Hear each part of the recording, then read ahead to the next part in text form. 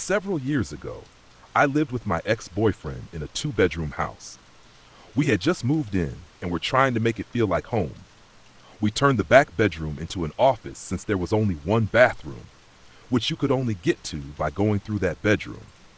We often had friends stay over, and we didn't want them walking into our bedroom just to use the bathroom at night. It felt awkward. About a month after moving in, my ex went out with his work friends, leaving me alone for the evening. The house was quiet, and I settled in for a typical night by myself. I spent the early evening watching TV and eating takeout.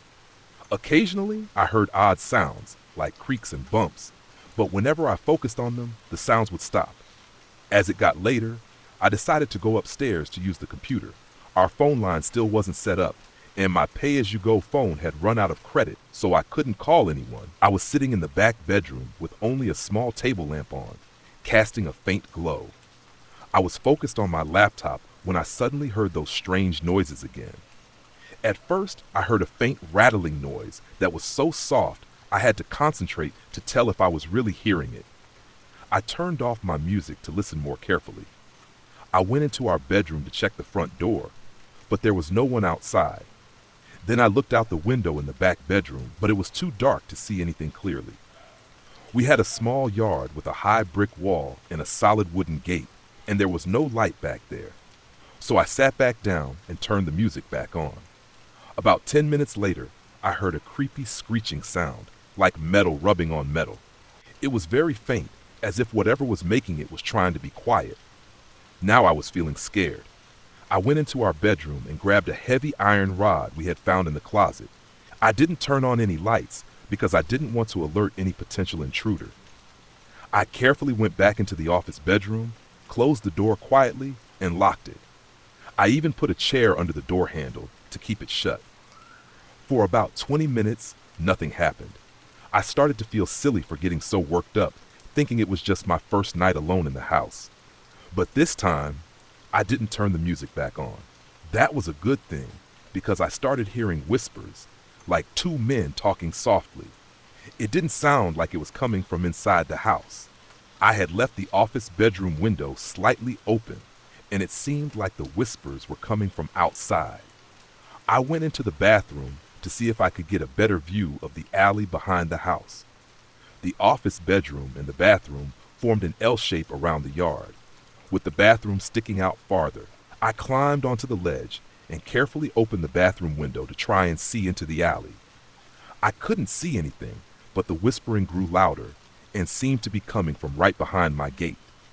I couldn't hear entire sentences, but I caught enough to guess that these men had seen us move in and noticed we had valuable stuff like guitars, computers, my DSLR camera, and TV. I figured they knew I was alone and were waiting for me to fall asleep to break in. I stayed in that position for what felt like forever until I heard a huge thud. Now they had stopped trying to be quiet and were banging on my gate, trying to break it down. I watched in terror as the gate shook with each hit, and I couldn't believe how strong these men must be. I was scared, sitting there with the iron rod, trying to think of a place to hide. Suddenly, a bright light blinded me, and I panicked, thinking they were shining a flashlight at the back of the house. But then I heard barking and shouting. When I looked out again, I saw that the house across the alley had turned on a floodlight. I heard cursing, and then two sets of footsteps running down the alley. I stayed locked in that back bedroom until my ex-boyfriend stumbled in around 4 a.m. I didn't sleep at all that night. In the morning, when I went into the yard, I saw my gate hanging by just one hinge, making it easy to get through from the alley. When I looked at the back of the gate, I saw that the keyhole was scratched up, like someone had tried to force it open. If the house across the alley hadn't turned on their light, I shudder to think what might have happened. I rented a small apartment in a not-so-good neighborhood for 3.5 years to save money. When I first moved in, I wanted to make it safer. I replaced the old front door lock with a new one and installed a locking doorknob to replace the broken one. The windows were old and not very good. They slid open and shut and were made of cheap aluminum. The locks were terrible. The back door was a patio door that led right onto a deck. To make things safer, I bought some strong wood and cut it to fit into the tracks of the windows and door. This way, if someone tried to break in, they would have to break a window instead of just opening it. I suspected that someone who lived there before might have been involved in illegal activities because of the strange visitors I had.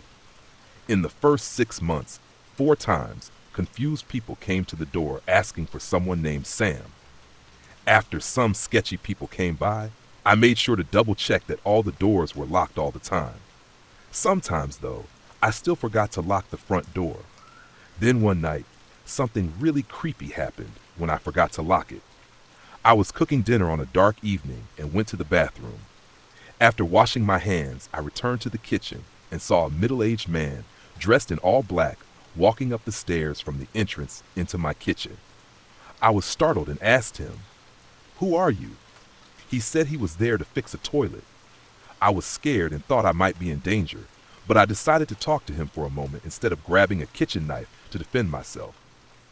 The man explained that Gary, the landlord, had sent him to fix a toilet. I told him Gary wasn't my landlord and that my toilet was fine. He asked for the address, and when I gave him mine, he apologized a lot, saying he had the wrong place. He carefully went back down the stairs, put on his boots, and left, looking embarrassed. I still don't know if he was looking for Sam to settle some old debts and left when he realized Sam wasn't there. Maybe he thought I was someone else he planned to harm, but changed his mind when he saw me. Or maybe he was just a confused guy sent to fix a toilet for Gary and accidentally walked into my house. This all started a few months ago when my new neighbors moved in next door. At first it seemed okay, but things quickly turned into a nightmare. They were unbelievably loud, and since I worked from home, the constant noise drove me crazy every single day. Their small children screamed late into the night, making it impossible for me to sleep.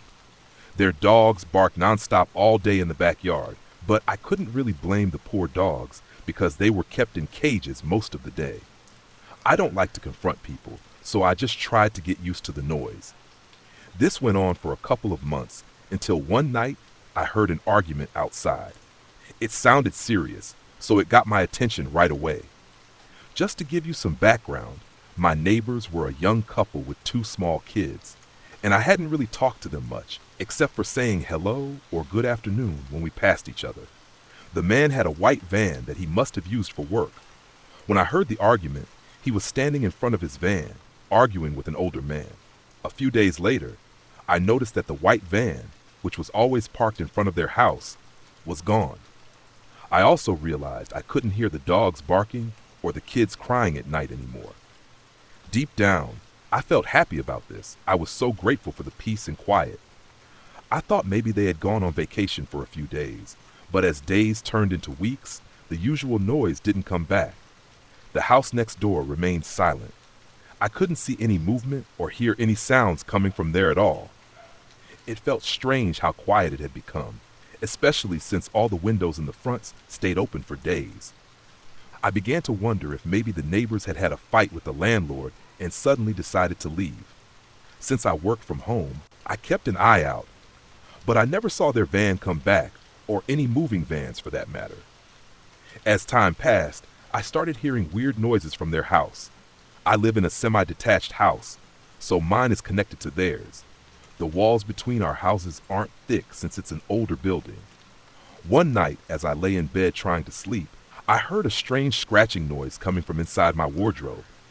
It's one of those built-in ones against the wall that connects my house with the neighbors, so the back of the wardrobe is just the wall. I lay there listening to the noise, worried that maybe there was a mouse or something.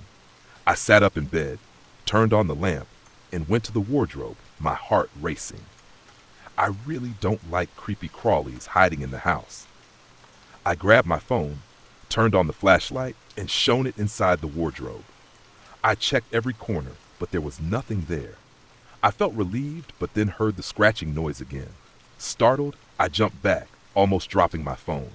My heart raced as I aimed the light back inside the wardrobe.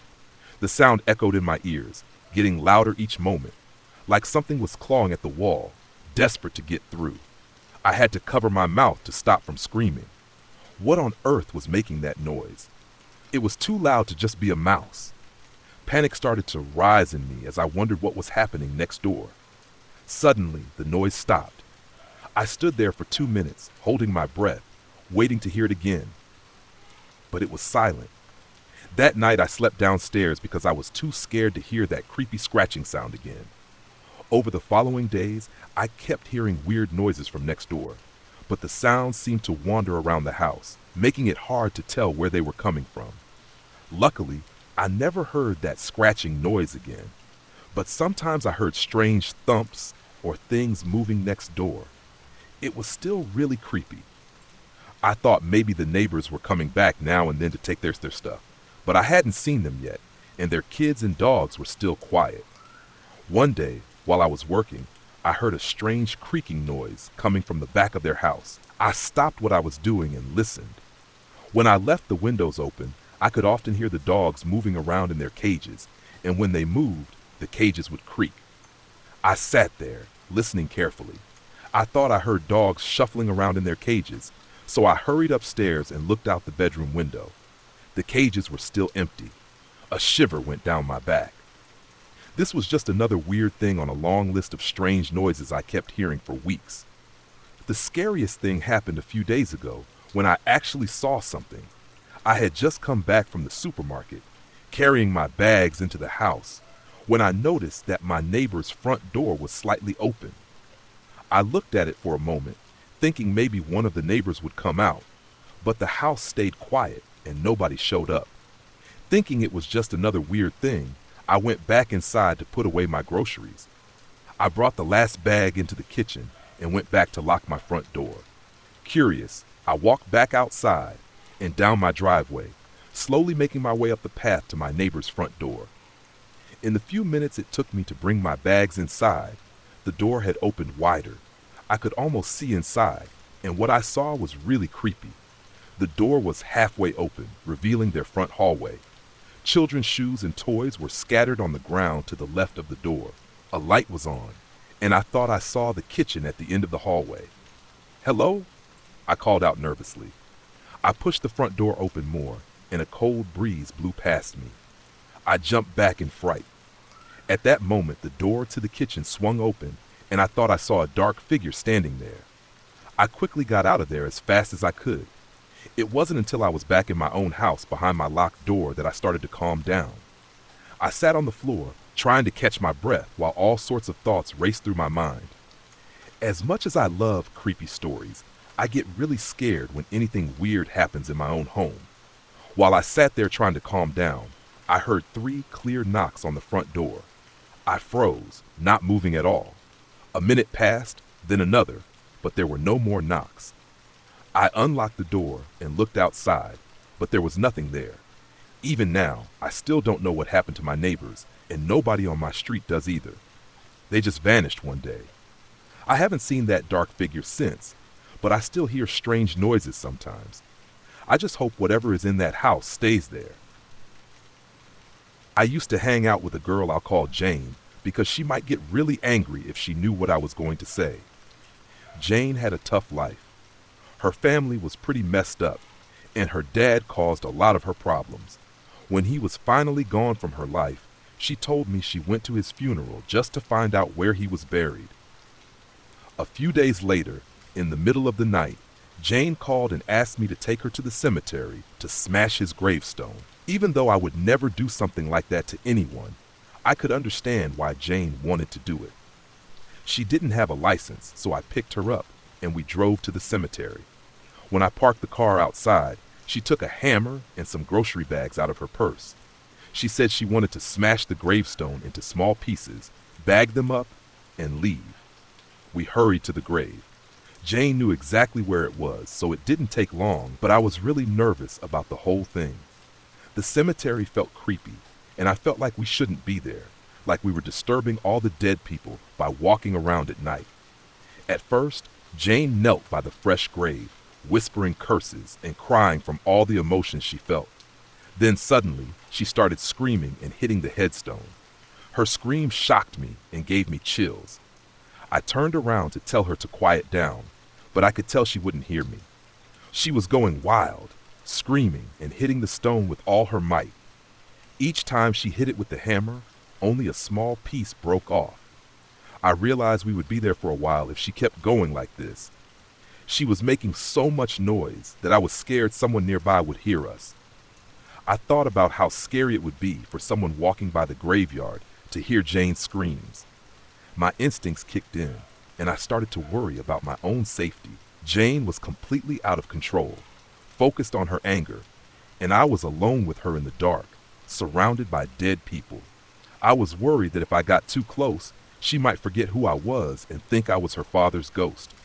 However, it wasn't long before her deep anger started to wear off, and she got tired.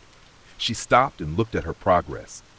2/3 of the headstone was still intact, but she was exhausted. That's when she looked at me for the first time, and I saw pure madness in her eyes. I always knew she was a bit crazy, but this was a whole new level. She suddenly stood up, shoved the hammer into my chest, and told me to finish the job. I protested at first because I didn't want to get more involved in what I thought was her thing to do.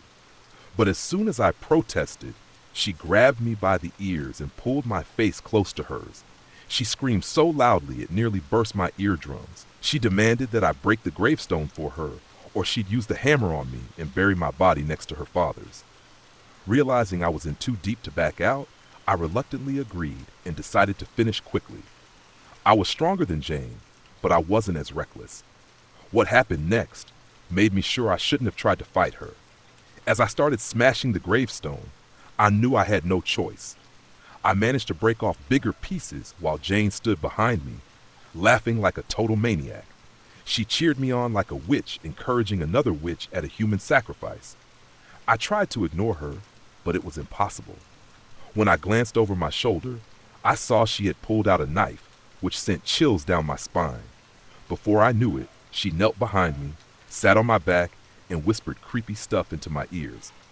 I stopped swinging the hammer because I was afraid I might accidentally hit her. She said I was almost finished, and then she did something I'll never forget. Both of her hands were in front of me, one holding the knife. I knew if I stayed there for more than a few minutes, she might try to attack me. My survival instinct kicked in, and I pushed her off with all my strength. Then I ran out and jumped into my car. After that, I sped off. I don't know what she did there, but when I got home, I blocked her on every social media account and never contacted her again. I don't know where she is now, but I hope she gets the help she needs. Next time your friend suggests going out at night, be careful. This happened more than 20 years ago, but I still remember every detail like it was yesterday. My son was born at 32 weeks, about 2 months early. It was such a stressful time, as any parent can imagine, but we were incredibly fortunate that he didn't have many complications. After spending a month in the NICU, hooked up to oxygen and receiving caffeine to help with his slow heartbeat, we finally got to bring him home. He was still tiny, only about 5 pounds, and he needed to stay on oxygen for a while longer. Life was supposed to settle down, but then some very strange things started happening. One of the first things I noticed was how our pets acted. Before my son was born, our cat loved going into what was now his nursery. I'd always have to go in there to get her out, especially when we were setting up the crib and decorating the room. But after we brought my son home, the cat wouldn't go near his room. She would stand at the door looking in, but never once stepped inside again. Our dog started acting weird too. He would sit at the bottom of the stairs leading to the nursery, tilting his head like he was listening to something. At first, I thought it was just their way of adjusting to the new baby, but the more it happened, the more unsettled I felt. There were also odd moments when I was alone with my son. Sometimes I'd be changing his diaper, and I'd start talking, thinking my husband had come into the room behind me. It always felt like someone was there, but when I turned around, I was alone. This happened a lot, to the point where it didn't just feel like my imagination anymore. And it wasn't just that. I had this constant feeling like I was never really by myself in the house. One day, a friend brought over a gift for my son, a big bird toy that played peekaboo. You covered its eyes and it would say, "Peekaboo." It seemed harmless at first, but that toy would start talking by itself, even when no one was near it. It would go off at random times, usually when the house was quiet, and it gave me chills. Eventually, I put the toy in a box and shoved it in the closet, hoping it would stop. But even then, I'd hear it saying peekaboo from inside the closet when no one was around. Around this time, my parents gave us a baby monitor as a gift. It was called an Angel Care monitor. It had a special pad you put under the crib mattress, and it would sound an alarm if it didn't detect any movement for a certain period. It was meant to give us peace of mind because my son was so small and fragile, but the alarm went off often, and every time I'd jump out of bed and rush to his room. Each time he was fine, just sleeping peacefully, and I assumed it was because he was so tiny that the pad couldn't always detect his breathing. I kept telling myself it was a false alarm, but I couldn't shake the feeling that something else was happening. That's when the dreams started. They were vivid, and they always involved the same figure. A woman with long hair standing in my son's room. I never saw her face, just the shadowy outline of her standing over his crib. She didn't seem threatening, but there was something eerie about her presence. In my dreams, she would reach into the crib as if she was watching over him, but I couldn't figure out why. About a month after we brought my son home, things took a strange turn. He was still on oxygen, and I was exhausted from all the late-night feedings and worry. One night, I was fast asleep when I suddenly woke up. I felt someone shaking me, hard. It was like they were trying to wake me up urgently, almost pulling me out of sleep. I immediately thought it was my husband, so I groggily turned to ask him what was wrong. But when I looked, I realized he was sound asleep on the opposite side of the bed, far from where I had felt the shaking. My heart was racing, and I didn't even stop to think. I jumped out of bed and ran straight to my son's room. For some reason, I flicked the light on as soon as I got there, something I had never done before. Normally, I would keep it dim so as not to wake him fully, but this time, I just had to see him clearly. The moment I turned on the light, I heard a gasp come from his crib, almost like he had been holding his breath. It sent a shock through me. Babies sometimes stop breathing, and all it takes is a little startle to get them going again. I truly believe that's what happened.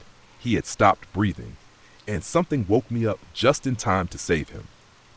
After that night, the strange occurrences didn't stop right away, but they became less frequent. The Big Bird toy still went off from time to time, and our pets were still acting a little off, but it wasn't as constant. Eventually, as my son grew stronger and no longer needed the oxygen or caffeine, everything seemed to go back to normal. The cat started acting like herself again, the dog stopped staring up the stairs, and the toy finally stayed silent in the closet. I often think back to that time, and I can't shake the feeling that someone or something was watching over my son. From the dreams I had, I always felt like it was a young woman, maybe in her 20s. I'm Canadian, and for some reason, I've always felt like she was indigenous, though I don't know why. It was just a sense I had. I believe she came home with my son from the hospital, making sure he was safe, especially that night when she shook me awake. I'll always be grateful to her, whoever she was. Without her, I'm not sure what would have happened that night, but I believe she helped me save my son.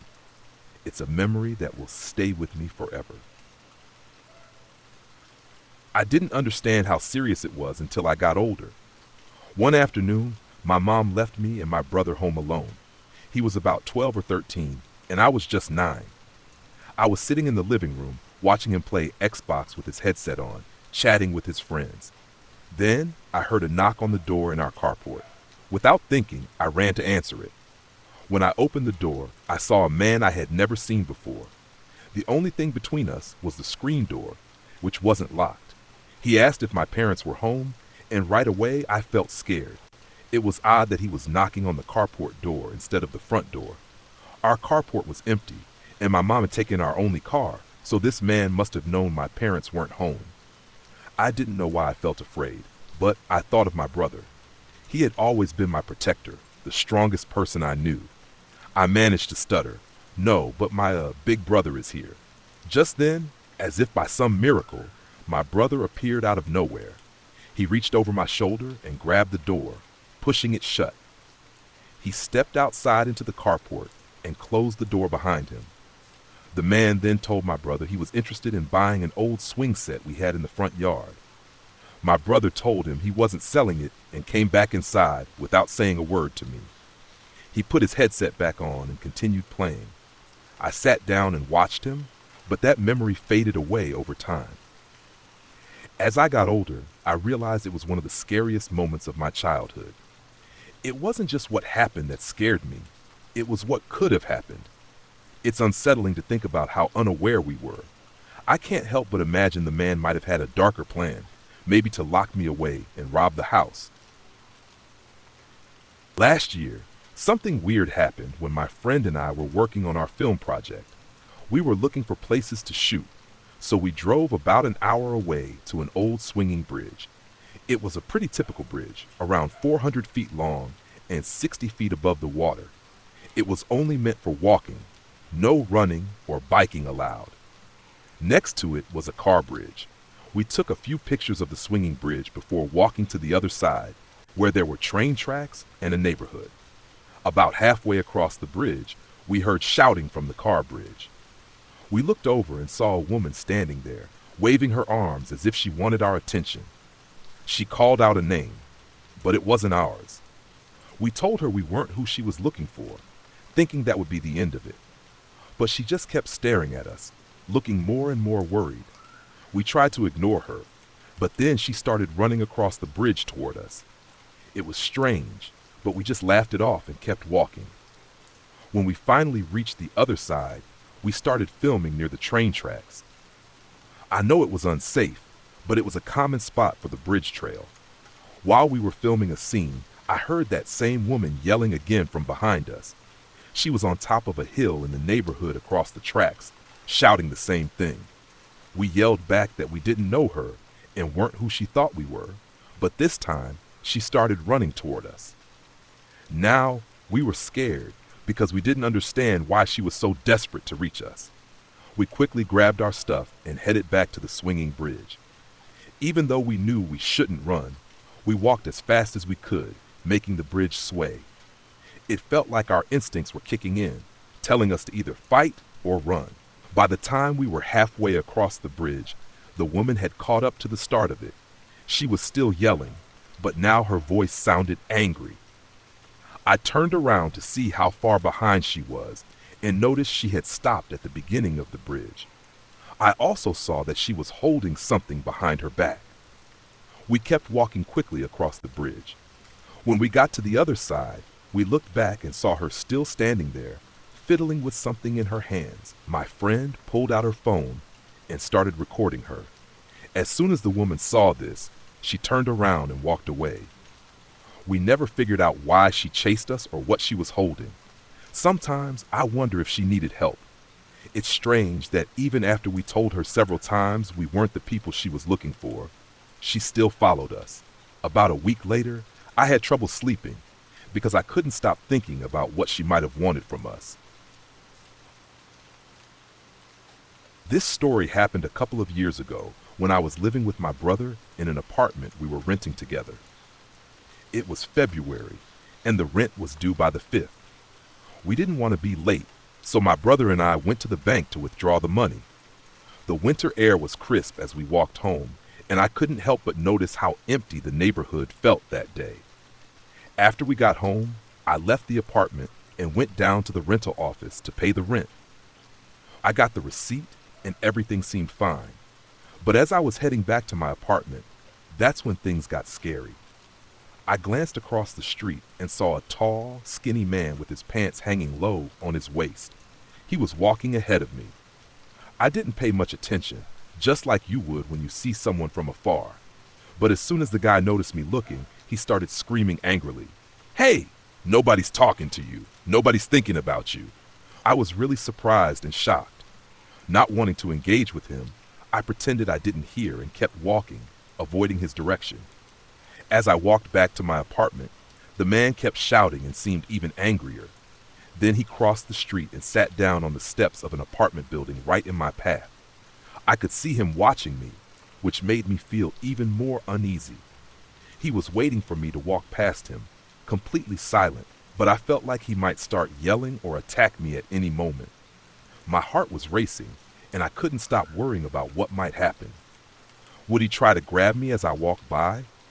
Would he follow me into my apartment? Then I remembered the back entrance to the building, so I decided to take that route to get to my apartment safely. Once I was inside, I told my brother what happened, and we both agreed to call the police right away. We called the police, and it took about 7 minutes for them to arrive. While we were waiting, I looked out the window from our top floor and saw the guy walking around the area. He looked very suspicious and kept looking back, checking if anyone was watching him. Eventually, the police showed up. I told them what happened and described the man. They agreed to check the area quickly, but they couldn't find him. They said they would keep an eye out, but nothing happened after that. I still don't know who that man was, but I'm sure that if my apartment hadn't had a back entrance, things could have turned out much worse. A couple of years ago, I was living with my brother in an apartment we rented together. It was February, and the rent was due by the 5th, so we didn't want to be late. To make sure we paid on time, my brother and I went to the bank to withdraw the money. The winter air was crisp, and as we walked home, I noticed how empty the neighborhood felt that day. When we got back, I left the apartment to go pay the rent at the rental office. I got my receipt and everything, but as I was leaving and heading back, that's when the trouble started. I looked across the street and saw a tall, skinny man with his pants hanging low. He was walking ahead of me, and I glanced at him, just like you would at someone you pass by. But as soon as he saw me look, he started screaming at me angrily. "Hey, nobody's talking to you. Nobody's thinking about you." I was surprised and shocked. Not wanting to give him any attention, I pretended I didn't hear him and kept walking without looking his way. But he started shouting even more, sounding really angry. Then he crossed the street and sat down on the steps of an apartment building right in my path. I could see him watching me, which made me even more uneasy. It felt like he was waiting for me to walk by, and my heart started racing. I couldn't stop thinking about what might happen. Would he try to attack me as I walked past? Would he follow me into my apartment? I remembered there was a back entrance to the building, so I decided to go that way instead to avoid him. When I got inside, I told my brother what happened, and we agreed we should call the police right away. It took about 7 minutes for them to arrive. While we waited, I looked out the window from our top floor and saw the guy walking around the area. He looked really suspicious and kept looking back to see if anyone was watching him. When the police showed up, I told them everything and gave them a description of the man. They said they would do a quick check of the area but couldn't find him. They assured me they would keep an eye out, but nothing else happened after that. I didn't know who the man was, but I felt relieved that I had the back entrance to my apartment. Things could have turned out much worse. My mom and I are still trying to figure out what happened, and the more we talk about it, the more confused we get. I'm a 17-year-old guy, and my family was at a cabin a few miles away. I usually stay home alone during the summer because I work and can't go back and forth. I've gotten used to being home alone and the noises in our old house. My sister's dog, Boz, is with me, which makes me feel better. He usually barks if he hears something outside, so I don't worry much. But one night, around midnight, Boz started barking, and it sounded different than usual. I told myself it was just someone walking by, but after a while he kept barking and growling, which worried me. I got out of bed, went upstairs, and found him standing by the glass door, alert. I felt better for a moment, but then I noticed the door was slightly open, about 2 or 4 inches. I froze. I always close that door, especially when I'm home alone. I didn't want to think about it too much because I knew it would make me anxious. I quickly closed and locked the door, then used my phone's flashlight to check the upstairs.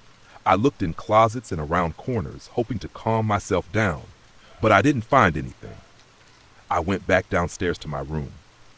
While I was trying to relax, I heard Boz walking around above me. At first, I thought I was imagining things, but it sounded like human footsteps mixed with his. It went on for about 10 minutes, so I put in my earphones and tried to fall asleep. Later, around 2 a.m., my sister came home from work. I woke up to find Boz in the basement, which he never goes to, and he was whining at my bedroom door. I let him out, and my sister and I talked for a bit before I went back downstairs. I got busy with work and forgot about the open door until a movie night with my mom and sister. While we were picking out horror movies, my sister suddenly mentioned that about an hour after she got home, the same door was open again. My stomach sank when I heard this. At first, we tried to come up with explanations, like maybe my sister let Boz out and forgot to close the door. But then we remembered we used the front door that night. We couldn't figure out why someone would break in and not take anything. I started to worry that I might have accidentally locked someone in the house. And while I was downstairs and my sister was in the bathroom, that person could have slipped out through the glass door. It seemed to fit too well for me to ignore. I know it's not very likely since nothing was taken, but there have been reports of break-ins in our small town where nothing was stolen, just vandalism. Thinking about someone being in my house while I was asleep really scares me. Part of me doesn't want to believe it, but there are too many strange things that don't add up. It's hard to shake off how unsettling it all feels. This happened more than 10 years ago, so I'll do my best to remember everything clearly. When I was a kid, my house had a balcony connected to my mom's bedroom and mine. There were big double glass doors leading to it and 2 trees next to the balcony. I often climbed one of the trees to get up and down. One night, when I was about 13, I was home alone because my brother and mom were out. I was reading in bed with a small, dim light on. I heard a noise like something moving in one of the trees outside, but I didn't worry because we often had possums and bats around. My glass doors had thin curtains that faced the street, so streetlights shone through them. After I heard the noise, I saw a shadow move slowly past the doors. I quickly turned off my reading light and stayed very still. The shadow was tall, so I knew it wasn't one of the neighbor kids or my mom, who was only 5 feet tall. This person was moving slowly, like they were trying not to be noticed. They probably couldn't see into my room, but I could see them as the streetlights behind them created a dark silhouette. I sat there frozen, unable to move or think. Then I heard another sound, someone trying to open the glass door. I wasn't sure if my mom had locked them, but I didn't want to take any chances. I quickly and quietly moved to my bedroom door and locked it. I listened as the person continued to try to open the glass door, but it sounded like it wouldn't budge. I felt relieved, thinking they couldn't get in. I just had to wait for them to realize that. Then I heard light footsteps moving back along the balcony to my glass doors. I saw the shadow stop right in front of them, and I froze again. They couldn't see me, but I could see their shadow and a hand reaching for the door handle. My heart stopped. I thought about whether I had locked those doors after going outside earlier. What if I forgot? The seconds before they grabbed the handle felt like forever. Luckily, when they tried to open the door, it didn't budge because it was locked. I sighed with relief, worried they might have heard me. After that, the person started walking back and forth on the balcony. I didn't have a cell phone because my mom thought I was too young for one, and the landline was on the other side of the house. I was too scared to look away from this person even to call for help. I was silently crying, tears running down my cheeks, praying they would just go away. Then I heard him stop moving. He said, "I could just break the glass, you know." Before I could even think about that, I saw car headlights turn the corner onto my street and stop at our gate. My mom had come home. The person on the balcony moved away, and I heard a loud thump as they jumped off. When my mom came inside, I was hysterical and couldn't explain what had happened clearly. Eventually, I managed to tell her, and she called the police. They never found or caught anyone, but a neighbor reported seeing a truck in the street that matched the description of a truck involved in attempted child abductions near my school, just a block away. The police thought maybe the person had followed me and waited for a chance when I was alone. In 2018, I traveled to Seoul by myself for a week while I was studying abroad in Kyoto. I needed to save money, so I booked a bed in a hostel. It was supposed to be a mixed dorm with 6 people. When I arrived, I found out I would be sharing a room with 5 men who were already there. At the time, I was still a bit naive and didn't think much of it. Besides, the hostel was fully booked. There was one guy from Japan, one from Korea, two from China, and one from Germany in my room. The German guy made me uncomfortable right away with the way he stared at me, but I tried to ignore it since I planned to be out all day. Every day, he asked if I wanted to hang out and see the sights with him. I liked exploring alone, so I always made excuses. One time, I accepted his invitation to explore Namyangju, but it was really awkward. We hardly talked except for small talk. The next morning, while I was getting ready and putting on makeup, he just stood there and watched me without saying anything.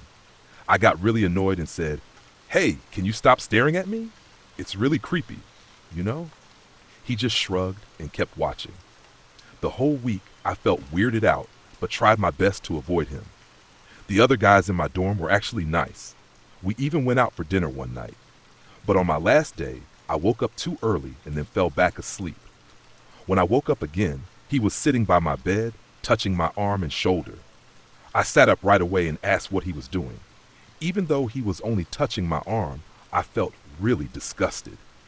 He then confessed his love for me and said he wanted to meet up when we got back home. I told him it wasn't possible to be in love after just a week. He insisted he knew his feelings and wanted to show me affection. At that point, I felt sick to my stomach. Luckily, he was leaving that morning too and suggested we go to the airport together. I insisted on taking a later bus, and thankfully he agreed. I couldn't wait for him to leave so I could be on my own. I'm glad I didn't see him at the airport, but at one point, I just started crying. It had been so tiring to reject his advances all week and gently tell him I wasn't interested. I don't even know how I stayed calm and polite, but who knows how he would have reacted if I had been aggressive. Looking back, I think I should have insisted on changing rooms. After that experience, I never doubted my instincts again. This happened around 2012 or 2013. My mom and I lived alone in my grandmother's old house. My grandmother passed away in 2009, so it was just the two of us. My mom often visited family since most of our relatives lived in the same town. Sometimes I went with her, but other times I stayed home and played games on the computer. One night, I was home alone. I can't remember if I was listening to music or playing a game, but it was almost 11 p.m. when someone knocked on the door. We had 4 dogs, and they all started barking like crazy. This wasn't unusual because our dogs would bark at the neighbors if they saw them getting out of their car across the street or even heard someone talking nearby. They always ran to the living room window to bark at anything they noticed outside. My bedroom was at the front of the house, facing the porch and the door. When I heard the knock, I looked out the window to see who was there. My mom rarely had visitors, but sometimes a few people would come by to talk to her. They usually didn't come this late at night, but I didn't think much of it, so I just went with it. I could see a man standing on the porch, and he didn't look familiar at all. Even though it was late, I thought he was just one of my mom's co-workers coming by to check if she was home. So I opened the door. He looked to be in his early 40s, wearing a brown work jacket and light blue jeans, like someone who worked at a factory. I opened the door to see what he wanted. He said something like, "Hey, how's it going?" and made some small talk. He didn't seem nervous or in a hurry, so I thought it was just a normal visit. In the background, my dogs were still barking, but I tried to stay calm and polite while talking to him. It's hard to remember all the details of our conversation, but he did ask if anyone else was home. At that moment, I still thought he was someone my mom knew from work. "Yeah, I'm the only one here right now. My mom went to my cousin's house, but she should be back soon," I said. He mentioned his name and said he had just moved here from Indiana.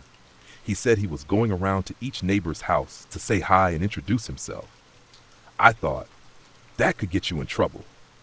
It's not usual for someone to show up at someone's house this late at night to introduce themselves. He replied that in Indiana, it's normal for people to do that. Then he just smiled and left. I noticed a car parked on the road outside the driveway, and it looked fairly new. At the time, I didn't think much about it. I figured he wouldn't be interested in stealing from us because he seemed like he could afford whatever he needed. My mom came home about 30 minutes to an hour later, and I told her about what happened. It wasn't until I saw her reaction that I started to understand how serious it was. I never saw that guy again after that, and I wasn't sure what he wanted. My mom said I was lucky he didn't come inside, especially since all four of our dogs were right there with me. They were pretty protective and watched him closely while we talked. Maybe he was just being honest, and it was a strange, harmless visit, but I still wonder about it sometimes.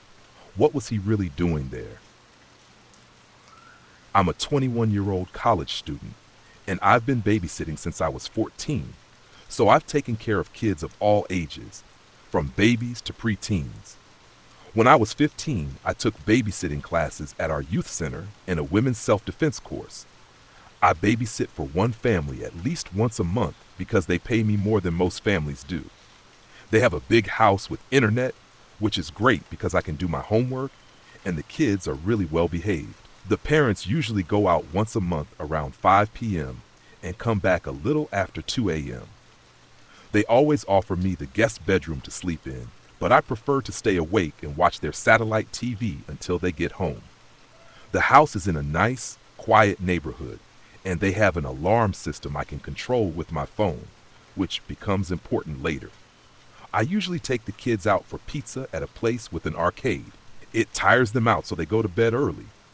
The little girl is on a mission to win a set of stuffed animals from the prize store, which is fun for them and makes me feel like a good babysitter. Plus, the pizza place is nearby and has great food. One night, I was sitting at a table, watching the kids play in a ball pit, and texting on my phone when a couple sat down at the same table as me. They seemed normal, maybe in their mid-20s. Then the guy asked, "Are you the babysitter for Dr. So-and-so's kids?" The kids' parents are both doctors, which is common in our area. Instead of answering directly, I dodged the question and talked about the pizza. They seemed to catch on that I was avoiding their questions. They started making weird comments about the kids' parents, saying things like they wondered if the daughter would look as pretty as her mom. That felt creepy, so I decided it was time to take the kids and get their prizes so we could leave. After we got back to the house, I bathed the kids and put them to bed. I read them a nice story before tucking them in. By around 9 p.m., I was caught up on my homework and watching TV when I heard noise on the porch. At first, I ignored it, but then I heard the doorknob shaking hard. I thought about going to see who it was, but then I remembered it was late at night and I was alone with two kids. I wanted to stay safe, so I turned to grab my purse with my taser in it. Just then, the back door started shaking too. That's when I realized I hadn't turned on the alarm after coming back. In typical horror movie fashion, the alarm wouldn't work, and the intruders would get in. But luckily, I activated the alarm without a problem. I hurried upstairs with the kids and put them in their parents' room inside the walk-in closet. I felt bad scaring them without explaining, but I thought not knowing might be less frightening. I told them to stay quiet and only open the door if they heard me talking. After locking the bedroom door, I sat there with my taser ready and pressed the panic button on my phone. A few minutes later, I got a notification that the alarm system was off, even though I had already called 911. I decided to rearm the alarm, but it turned off again. I kept trying to turn it on, but it just wouldn't stay on. By then, I could hear footsteps coming up the stairs. I tried to stay calm for the kids, but I was terrified when I heard the footsteps getting closer to the door and saw the doorknob twisting. Taking a deep breath, I pressed the trigger on my taser, wanting the intruders to know I was armed. Then I said that the alarm had been triggered and the police were on their way. To my surprise, I heard a familiar voice say, "Ava, it's Dr. William. Don't worry, you're safe now." I opened the door, ran into their arms, and started crying. I didn't realize how scared I was until it was all over. The kids came out too, not waiting for my permission, but it was okay since their parents were there. When I activated the alarm on my phone, both parents got notifications. They checked the cameras and saw a man and a woman on each side of the house. They realized those were the people trying to get inside when the alarm kept turning off. They called the police, and I gave a statement about the strange couple I met earlier, but there was no direct evidence linking them to the incident. The camera footage didn't show clear faces either. I'm starting to feel better now, and I'm thankful the couple I was babysitting for came quickly to help. I hate to say it, but I think the police took too long to respond. Now I'm back at my apartment, an hour away. I checked on the kids once, and they're doing okay. I'm just glad their home had good security and that things didn't turn out worse. I'm a 19-year-old woman, and I recently moved into a new apartment with my boyfriend. He works away from home for long periods, so he's not around much. There's an older man in my complex, around 50 years old, who started being friendly to me when I moved in. At first, he seemed nice and just wanted to chat, but I made the mistake of telling him that I live with my boyfriend and that he's usually not home. After that, the older man started trying to talk to me more often, and it began to make me feel uneasy. Almost every day, he would knock on my door and wait. If I didn't answer, he'd leave after about 5 minutes. One day, I was outside in the common area, playing with my 2-year-old brother, who I sometimes have over for visits.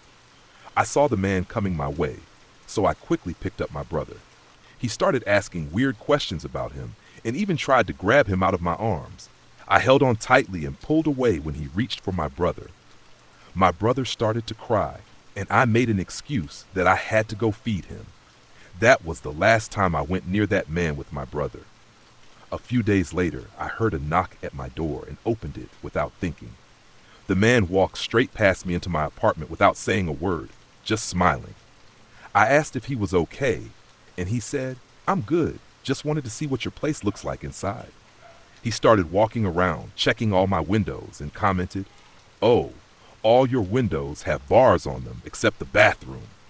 I nervously laughed and said, "Yeah, I guess they do." Not knowing what to do, I walked out into the front garden, hoping he would follow me outside. Once he came out, I quickly closed my door behind me. I told him I had to go to the shop because it was going to close soon, and hurried off. I was really scared and just wanted to get away from him as fast as I could. That night, while I was hanging my washing out, another neighbor introduced herself. I told her about what had happened with the older man, and she said he had been doing the same things to her. She also mentioned that she told her partner about this creepy neighbor bothering a young girl.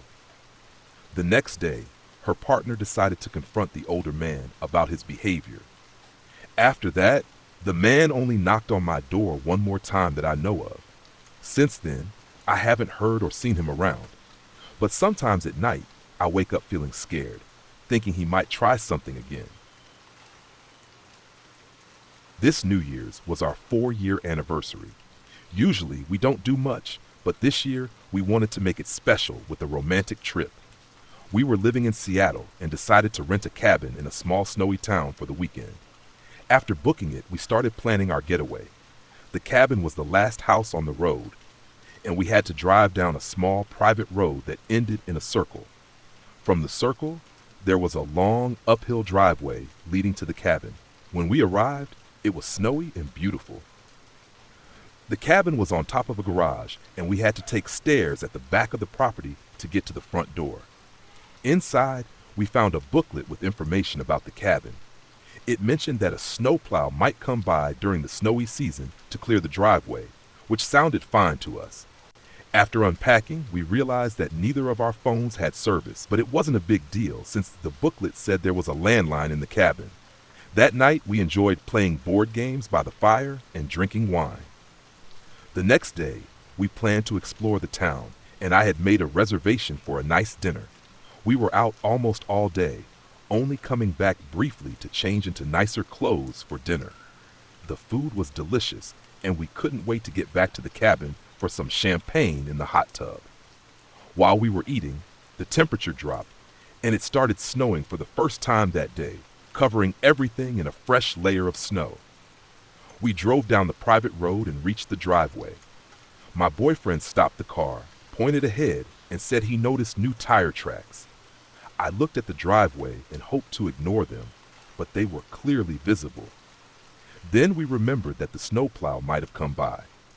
Since we had no cell phone service at the cabin, we decided to drive back into town to send a message to our Airbnb host, asking if anyone they knew had visited the cabin.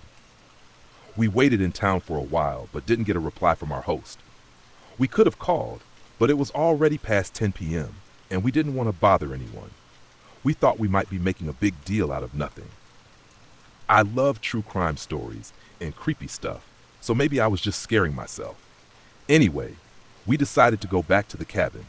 My boyfriend drove us back, and this time we actually went up the driveway. As we neared the top of the hill, I saw something that made my stomach sink. Footprints on the property.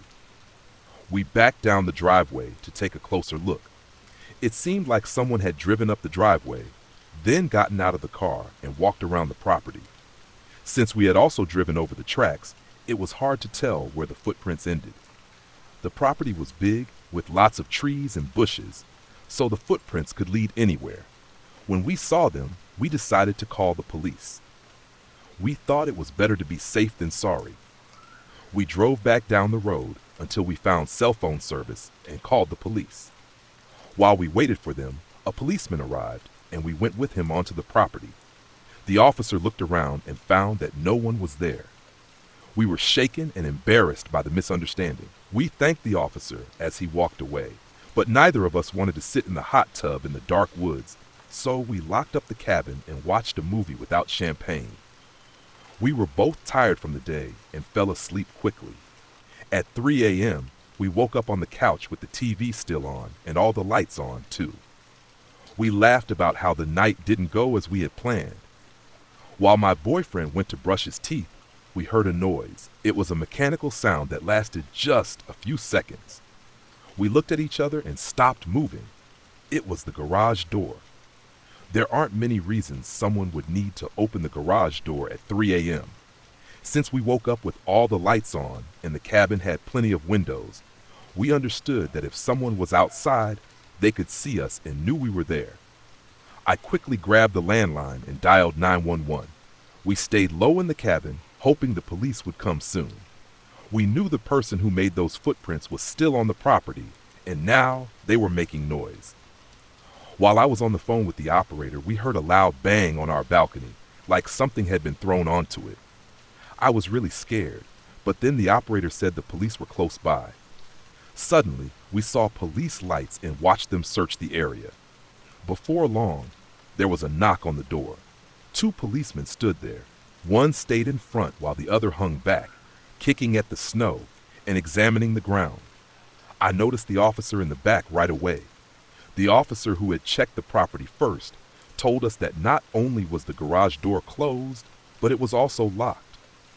We talked about leaving, but the police officer said the road was too risky in the dark. I looked at the officer who had checked the property twice and felt like I had let him down.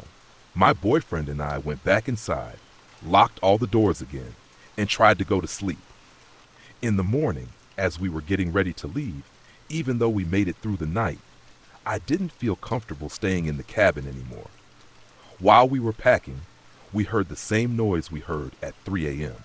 It turned out to be the heater. The heater made a sound very similar to the garage door and lasted about the same amount of time. My boyfriend looked at me and joked, "You need to stop watching those horror shows." As for the banging on the balcony, it was just a pine cone falling at the perfect moment. I think about that night a lot and feel embarrassed that it didn't turn out to be anything serious, but I'm also very thankful it didn't. To whoever drove onto the property and walked around, thank you for giving me a scare. It had been a tough summer for me and 3 of my friends because of work. We were all working on a big company takeover project, which meant late nights and weekends. We even had to travel to Switzerland for meetings and to check out the company's facilities.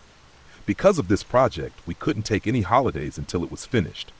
By September, we were completely worn out and really needed a break. On Monday morning, I came into work as usual. My boss, AJ, called me over and said, "Tony, come into my office. Shut the door and take a seat." I was expecting him to say something like, "Thanks for all your hard work on the project, but we have to let you go." I was ready to tell him exactly what I thought of him and the whole company after everything we had accomplished. Then he said, "The board and I are very happy with what you and your team have done on this project. We know it was tough, but you made it happen against all odds. To show our appreciation, the board has authorized me to let you choose a venue and an Airbnb in Virginia for you and your team to enjoy for 2 weeks. The company will cover all the costs. Oh, and I almost forgot, you will also get an extra Christmas bonus on top of your usual one this year. How does that sound to you?"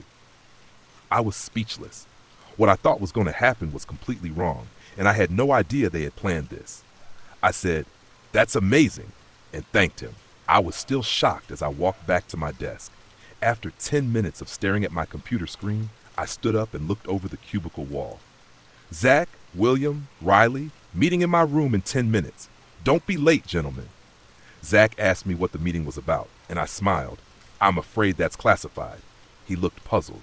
I met with my team and told them the good news. They were as amazed as I was. Zach even asked, "Is this a joke or a prank?" I told them I planned to book the accommodation starting next Saturday for 2 weeks, but it was only for us. No girlfriends, wives, kids, or anyone else. I said, "Make sure you have all your things ready.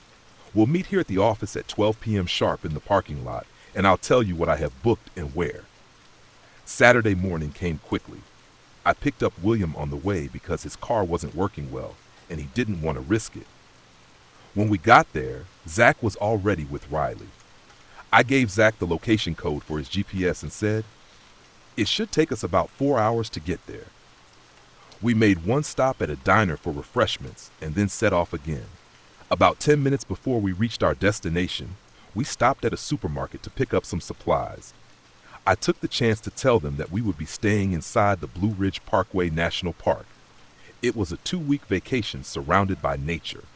I wasn't sure what they would think since everyone seems glued to screens nowadays, but they seemed to like it, even if I wasn't sure if they were pretending. We packed both cars with supplies and continued our journey. The last 2 miles twisted through forests on both sides. Ahead, I saw a wooden sign that said Blue Ridge Ranch with an arrow pointing to the right. I led the way, turning right and following the path uphill through the trees, with Zach right behind me. After about 5 minutes, we reached a large stone pillar with a wooden sign shaped like a half moon that read Blue Ridge Ranch. We drove under it and approached the house, a big wooden building with 2 floors. The upper floor had a large balcony that went around it, and there were 2 big chimneys on either side of the roof. We parked in front of the house and got out. Zach said, "Wow, Tony, this place looks amazing." William and Riley agreed. I said, "Thanks, guys. Let's unload the car, and then we can each pick our bedrooms." We unpacked, and everyone was happy with their room choice. Then we decided to swim in the pool and unwind. We had fun for about an hour, and all agreed about the amazing view from the pool, looking across at the mountains. After swimming and sunbathing for an hour or 2, we went upstairs to change. We looked around to see if there was a barbecue to cook outside, and eventually found some charcoal and a half-barrel barbecue stored in the shed beside the house. An hour passed, and Riley began cooking while I brought out drinks for everyone. Zach asked, "Tony, where's the bottle opener?" I said, "Sorry, I'll check the kitchen drawers." I searched around until I found it hanging on a hook by the fridge. As I grabbed it, I noticed a brown envelope on the floor. I bent down and picked it up. The envelope read, "Welcome new visitors to Blue Ridge Ranch." I probably missed seeing it earlier. Maybe it fell on the floor when we had the windows open. I found the bottle opener and brought it out to the group. We ended up enjoying a couple more hours. It was a full moon night, so the area was illuminated, reflecting in the calm pool. After eating plenty of ribs and sausages and drinking quite a few beers, we all decided to go to bed. In the middle of the night, I woke up suddenly and heard what sounded like hooves around the pool area. I got up and looked out the window. Sure enough, there was a woman on a black horse. She pointed straight at my window, then turned in her saddle and seemed to point toward the woods on the far side of the property. Was she a neighbor or something? I got dressed and went outside my room. I shouted to Zach, William, and Riley to wake up. There's a woman on a horse by the pool. I'm going down to see what's going on. Anyone want to come? We gathered in the living room and went out onto the back patio. There, on the other side of the pool, was the woman sitting on a large black horse. We all saw that the figure in front of us was wavering, and Zach was the first to speak up about it. The woman on the horse pointed towards us again and seemed to be speaking, but we couldn't hear any words. Then she turned in the saddle and pointed to the woods behind us once more. Riley said, "I think I know what she's trying to say." I asked, "Are you a mind reader or something?" He said, "No, I learned some lip reading when I volunteered with special kids." I asked, "So, what's she trying to tell us?" Riley stepped forward and watched her repeat the same gestures. Then he turned to us with a frightened look and said, "She's telling us to run for our lives. They're coming from the woods." "What the heck is coming?" William said in a scared voice, pointing to the same place the woman had indicated. We all looked, and to our horror, we saw at least 10 large figures crashing through the bushes under the trees. They were dark and had red eyes glaring at us. The woman on the horse galloped away quickly, heading straight towards them. We saw the horse and rider vanish among the dark figures. Then the figures turned and continued coming towards us. I yelled for everyone to grab the keys, and we ran through the front doors and reached the cars just as we heard glass breaking from the back patio. We reversed quickly and sped down the driveway. William turned to me and yelled, "Tony, step on it! Look in your mirror!" Sure enough, there were 4 dark figures coming out of the front door and running toward our car. We both made it out safely, thank goodness. I noticed the figures had strangely stopped at the stone pillar entrance and were now heading back towards the house. After about 20 minutes, both cars stopped and pulled over to the side of the road. We all got out, and for a while, nobody said anything. We were all completely shocked. Eventually, we decided to call the police and explain what had happened. We told them there was a break-in, and we fled because we feared for our lives. We knew if we told them the real story, they might think we were playing a prank. However, I did tell the owner everything that happened. In the morning, we packed our things while the police were at the property. There was a lot of damage to the doors, and several windows were broken. The owner didn't mention anything to the police about what I told him. I still believe he knew more about that night than he admitted. Despite this, he gave us a full refund. When I was 12, a boy named David from my school invited me over for a sleepover one weekend. I was surprised because I didn't know him very well. We had chatted a few times, but we weren't close friends. He had just joined our school the year before, so we hadn't spent much time together. I told him I wasn't sure, but he convinced me, so I asked my mom when I got home. She said yes, and she drove me to his house after school. It was my first time at David's house, and I still couldn't believe he invited me over. He showed me around, and his place was really nice. He had a big living room with a huge TV and a bunch of cool video games. We played Mario Kart and Super Smash Bros. David seemed a bit strange to me. He had a quirky way of talking and moving. His room was filled with comic books and action figures. I didn't quite get him, and I felt like we didn't really connect. When it was time for bed, I climbed into my sleeping bag on the floor of David's big room. It took me a long time to fall asleep, but eventually I did. A few hours later, I woke up feeling sweaty. I noticed my sleeping bag was zipped up all the way, and there was an extra blanket covering my head. I took off the blankets and felt cooler right away. I knew I hadn't put that blanket on myself. I wondered if David had done it, but when I asked him, he said he didn't. I felt uneasy. I knew he was lying. When I pressed him again, he got angry and his face turned red. I felt scared, so I decided to just go back to sleep and figure things out in the morning. When I woke up, it was morning, and David wasn't there. I thought he might have gone to the bathroom, so I waited a bit, but soon I really had to pee. I tried to leave the room, but the door was locked from the outside. That was it for me. I was really annoyed with how David was treating me, so I called my mom and asked her to come pick me up. By then, I was having a terrible time. David seemed really annoyed too. My mom said she would come and get me, which made me feel relieved. I knocked on the door several more times and even shouted David's name, but there was no response. David's house was pretty big, so I figured I was safe, but I was so frustrated. Finally, after what felt like forever, David's mom opened the door. She looked surprised to see me and said, in a slightly annoyed tone, that my mom was here to pick me up. I left without even seeing David. It was Sunday, so I spent the rest of the day at home playing video games. Later that night, while I was in my bedroom, my mom called out that one of my friends was at the door. I walked out and saw David standing there, looking tense and upset. He asked me angrily why I had left his house so early without saying goodbye. I explained that he had locked me in his bedroom and I didn't know where he had gone. He denied it and accused me of being a bad friend. I didn't care. I just went back inside to play video games. About 15 minutes later, I heard a loud crash coming from my window. It scared me so much that I thought my heart would stop. I looked over and saw glass scattered everywhere. My parents rushed into my room when they heard the noise. I was fine and hadn't been near the window.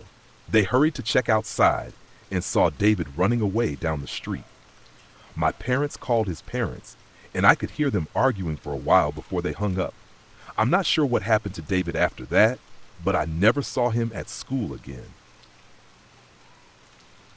I live in a really small town where everyone knows each other, and we usually get along fine.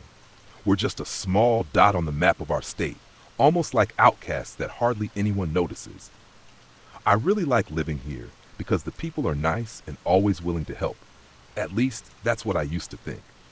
I've realized how unsafe it can be, especially for a 15-year-old girl like me. One really hot day, the kind where just breathing feels hard, I had a different idea. My best friend was already at my house, and we decided to have a sleepover. We packed our things and got ready to head to her place. Just as we were about to leave, we heard the ice cream truck's music.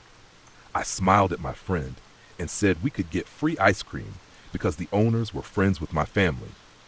When the big white truck came into our neighborhood, all the kids gathered around it like seagulls at the beach.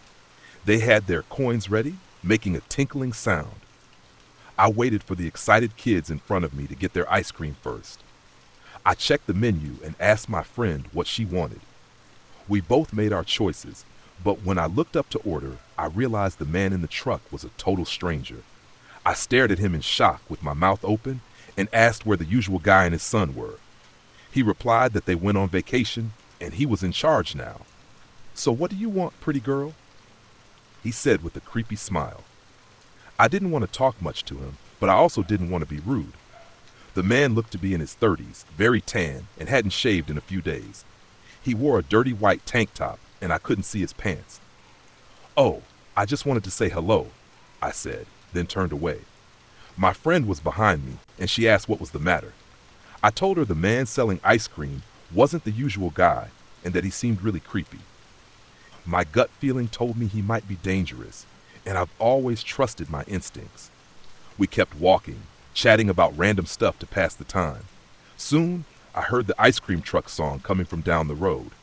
I didn't mind picking up the pace despite the hot weather. But then the ice cream truck song stopped, and I could still hear the engine getting louder. Out of the corner of my eye, I saw the man passing us slowly, giving us a look. When I glanced at him, he suddenly sped off, turning left at the intersection. Now my friend and I felt a bit scared, so we turned right and walked down a road. To our left was a park that most people called War 5 for some reason. One of our friends was there, so we waved and she came over. We chatted for a while to relax, but then she turned to me and said, "Did you see the ice cream man? He seemed creepy and wouldn't stop staring at me." We invited her to walk with us since her house was on the way. We talked and laughed, trying to forget about the strange guy. Suddenly, we heard the ice cream truck song getting closer again. We looked back and saw the old truck coming down a private road that branched off from the one we were walking on. We just kept walking and ignored him, thinking he was just doing his job. But then he stopped when he saw us, his eyes lingering on us for a moment before he turned left and drove off. Eventually, we reached our friend's house. She said goodbye and told us to hurry home. We agreed and kept walking while she went inside where it was safe. It was getting dark, and we still had a 30-minute walk ahead of us. We kept talking, trying to make things feel better, but about 20 minutes later, we heard it. The ice cream truck music again. It played for a bit, then stopped, and we knew he must have been driving fast. We started running as fast as we could and reached my house in just a few minutes. I tried to open the door, but it was locked. There was a note saying, "Gone to the store. Be back soon. Spare key in the garage."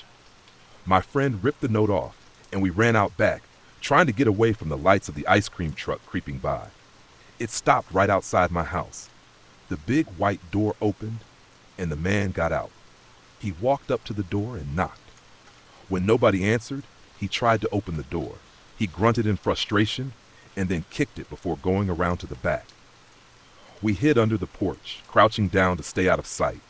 He walked up the stairs and banged on the door, shouting, "Open up! I know you're in there!"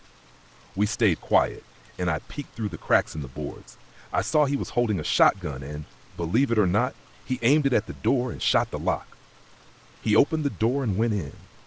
We sprinted down the street toward our friend's house.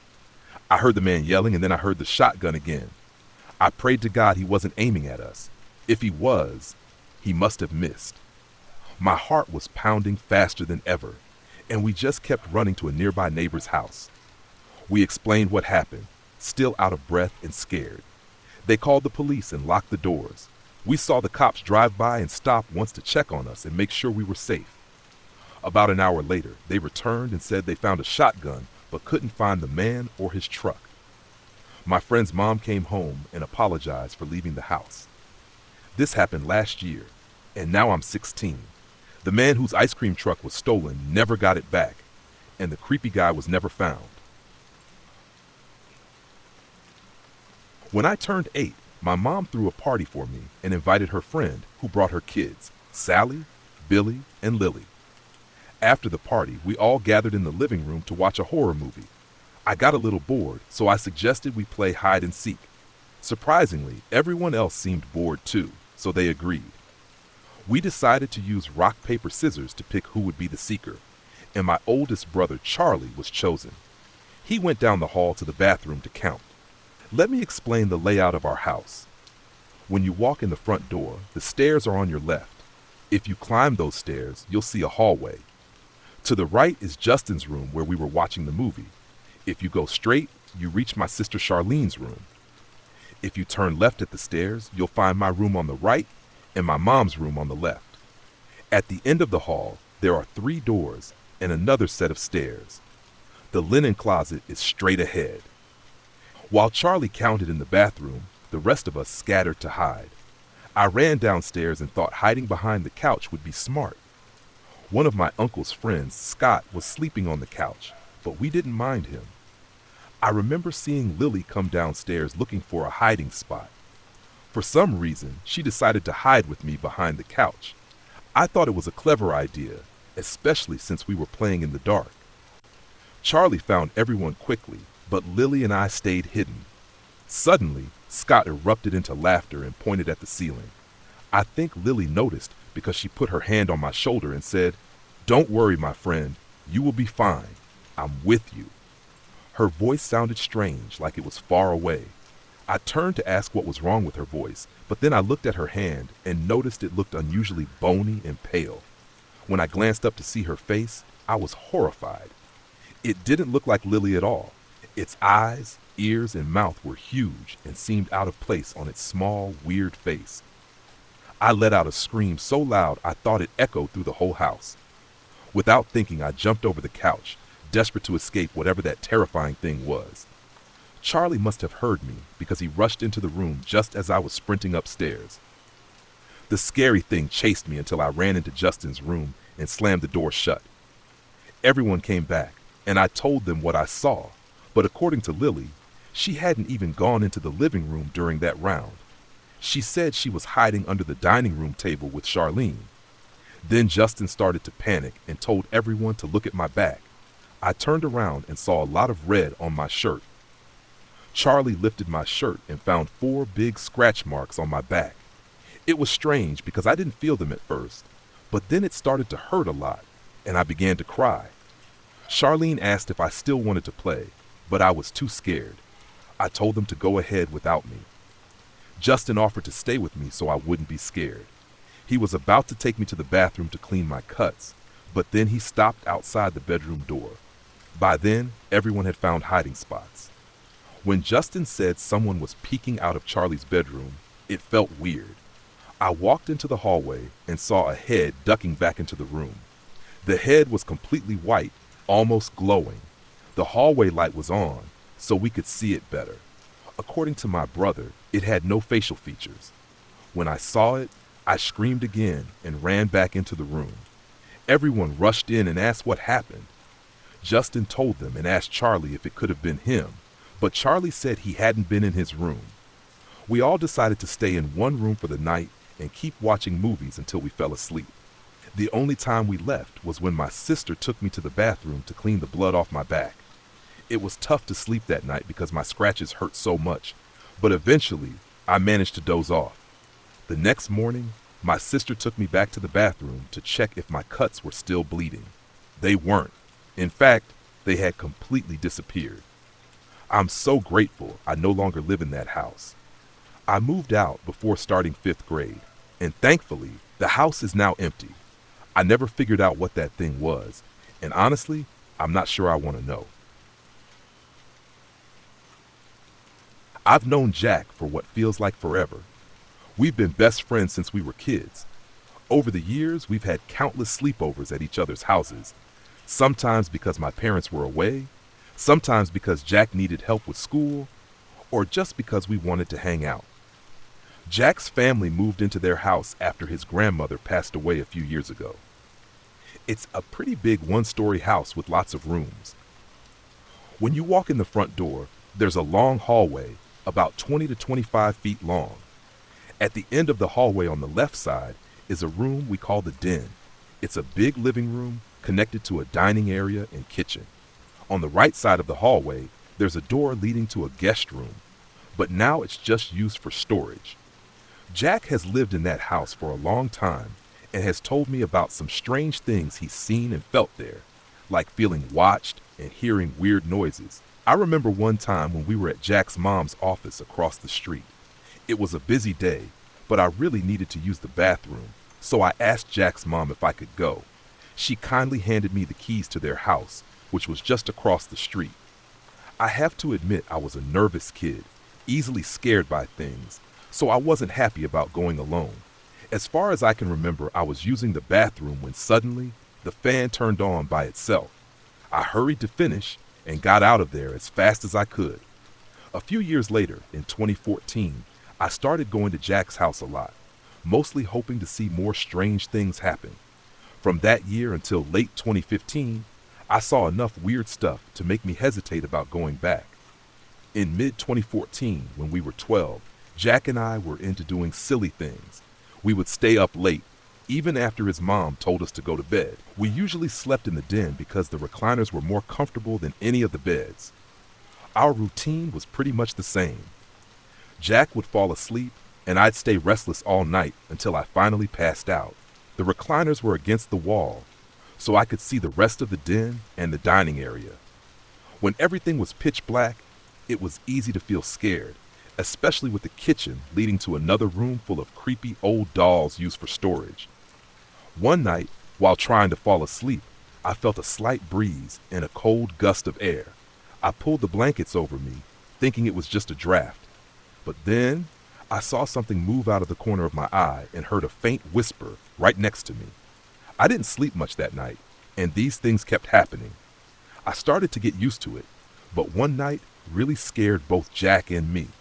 The door kept opening and closing. This happened in early 2015 while we were playing Halo 4.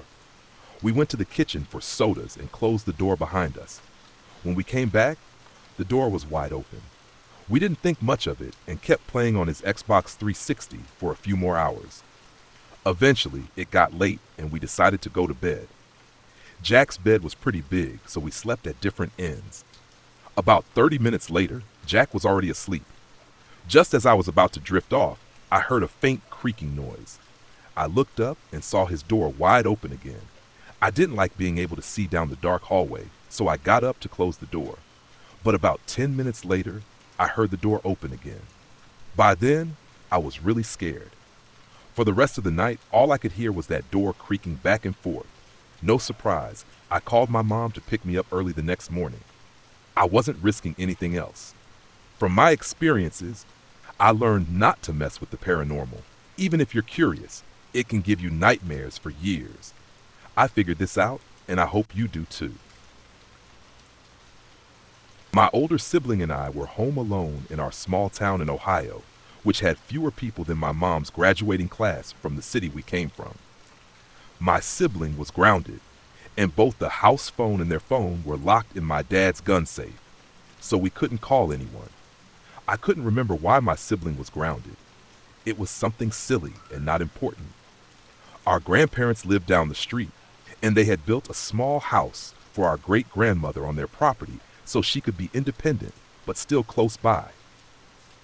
My parents said they were going to check on her since my grandparents were out of town that day, and then they'd come back and we'd order pizza.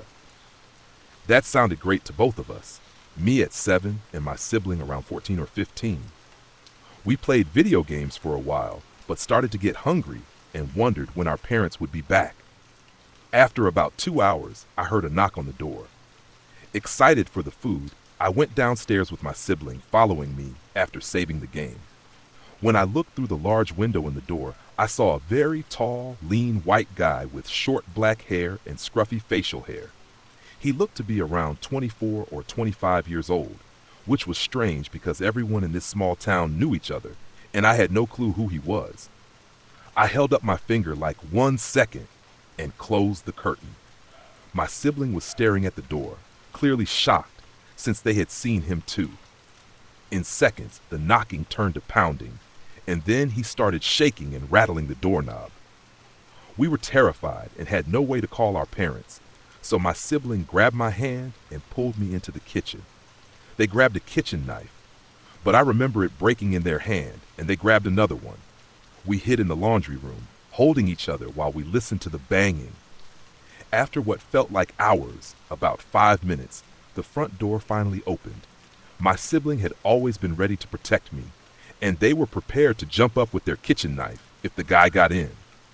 But instead, my mom came around the corner, holding 2 pizza boxes and wondering why we were crumpled up on the floor, crying. We jumped up and ran to tell her about the man outside, but she just laughed. It turned out my dad was outside talking to him. He had been asking about buying a broken-down car that had been in our driveway for a few months, and he was apparently a mechanic. My mom felt bad for us, but found the whole situation kind of funny. She told the man what had happened, and he said he felt bad for scaring us. We got hugs and were promised that the phones wouldn't be locked away while they were gone again. We spent the evening eating pizza, still shaken but relieved. But there's something that still bothers me about that night, something I never thought about as a kid. Why would an adult man pound on our door like that?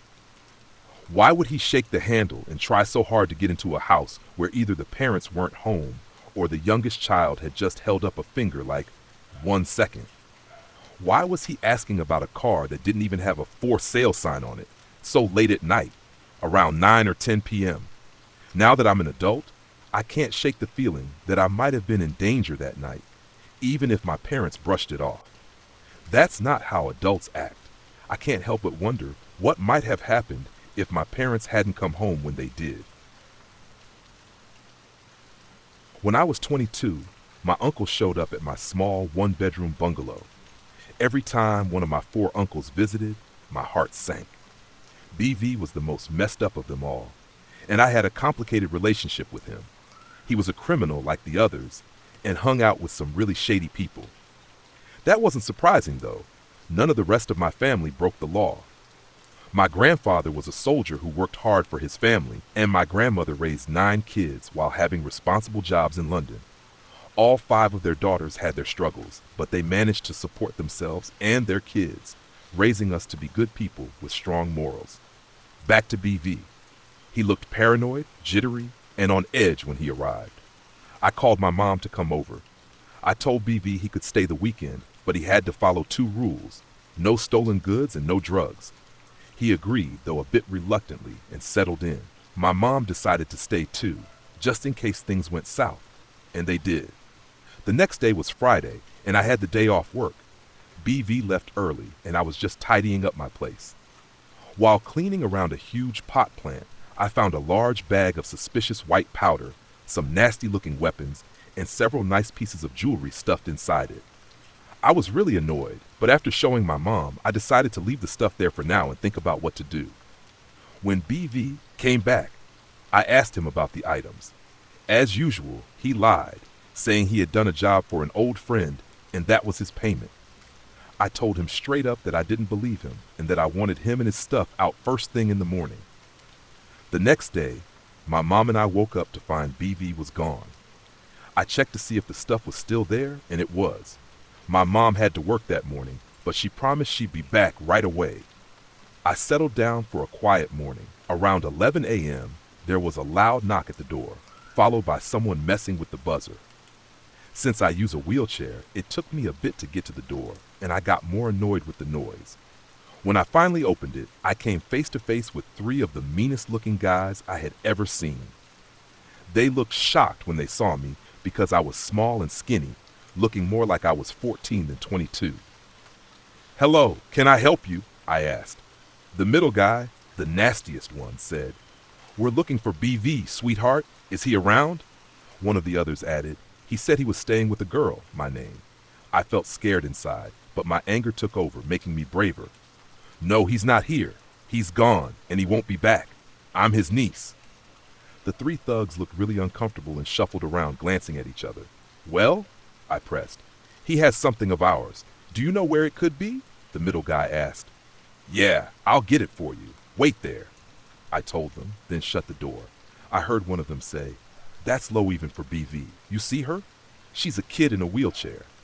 When I came back with their stuff, I shoved it at the meanest one and said, "When you see BV again, tell him if he ever thinks about coming back here, I'll call the police. That goes for you too." The mean guy replied, "He had our stuff. We had to get it back." "That's fine. I'm just saying what I'll do." I shot back. The three of them nodded and hurried away. After they left, I was shaking and really scared. When my mom got home, I told her about the incident, and she went crazy. Later on, she confronted her brother and threatened him if he ever came near me or brought his criminal scumbag friends around again. To his credit, he never did. I live in a big town near Niagara Falls, where not many bad things happen. But the east side has a lot of trouble.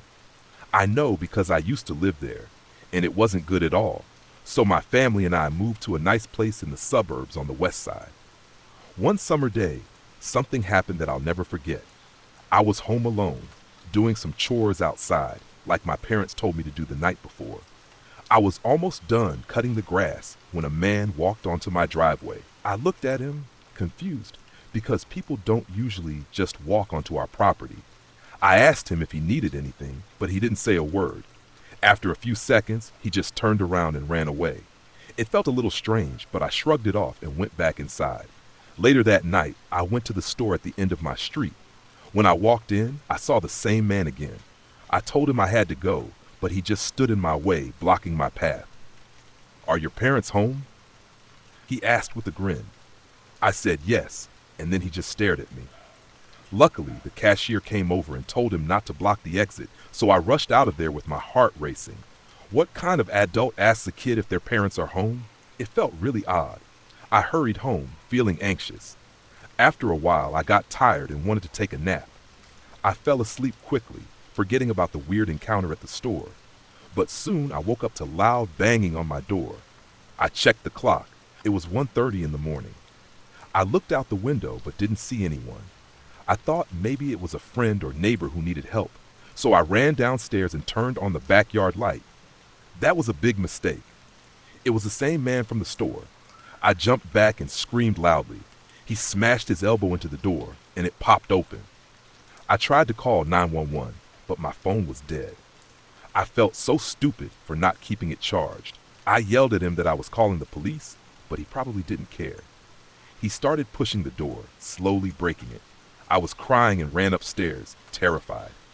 When I got to my room, I checked my phone again and saw it wasn't dead, just off. I felt a little better, but I was still scared. The home screen took forever to load, but when it finally did, I called 911. They told me to stay on the line. I could hear the man yelling up to me, saying, "You're lying! I don't see any parents here." I quickly climbed into a small space at the back of my closet and closed the door tightly. I was shaking as he walked in and started banging on everything. After a while, I heard cars stopping outside my house and footsteps rushing in. The police must have seen him leaving. They caught him and took him away, then asked me questions. They later told me he had some kind of mental illness. Even now, I'm 21 and living happily, but since that night, being home alone feels a bit scarier. That man didn't get any jail time because of his disorder, and the way he looked at me makes me think he might try again someday. This story happened in 1993 when I was only 6 years old. I'm not sure if it was a dream or just my imagination running wild, or maybe something scary was trying to frighten me while I was trying to sleep alone in the dark. I lived with my mom and dad in a brand new trailer. It didn't have any creepy history or bad things happening in it before, and I don't think it was haunted. What happened to me felt either really real or like a bunch of vivid, scary dreams. Maybe it was because I watched too much Tales from the Crypt. This experience is why I feel a little uneasy about dark hallways and shadowy corners now. I know how ridiculous and funny some parts of this story sound, but I can laugh about it now, even though I'm still a bit scared of the dark. I could never sleep in my bedroom alone at night, even with a nightlight on. I always wanted to sleep in my parents' room, either in bed with them or on a pile of blankets on the floor. This was before my little sister was born, so I was the only child at that time. It was really quiet and kind of creepy, and I always heard strange sounds. My 6-year-old mind would imagine normal things like clothes in the closet turning into monsters, or scary stuff hiding under my bed or outside my window. Eventually, my parents told me I had to stop running into their room at night because my dad needed good sleep for work. He had to wake up at 4 a.m. every day, so I had to start sleeping on the couch in the living room, which was close to my parents' room.